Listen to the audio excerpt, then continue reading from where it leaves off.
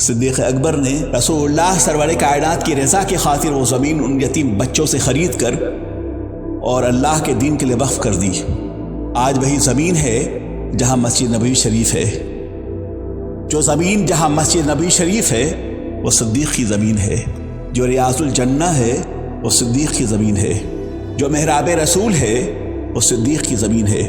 جہاں مؤذن اذان دیتے ہیں وہ صدیق کی زمین ہے۔ جہاں بلال حبشی اذان دیتے تھے وہ صدیق کی زمین ہے۔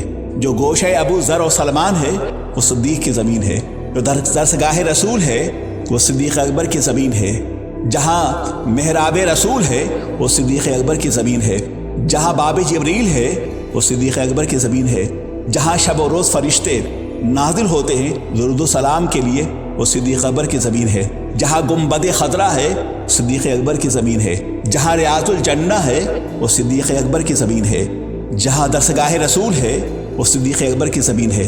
جہاں اصحاب صفہ جلوگر ہوا کرتے تھے وہ صدیق اکبر کی زمین ہے۔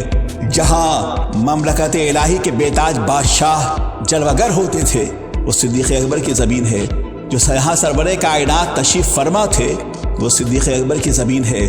جہاں سے فیصلے ہوا کرتے تھے وہ صدیق اکبر کی زمین ہے۔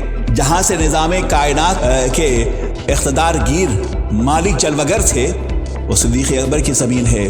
جہاں انسانی اقدار انسانی تہذیب و تمدن کے لیے جہاں سب سے پہلے اسلامی جمہوریت کی بنیاد رکھی گئی وہ صدیق اکبر کی زمین ہے۔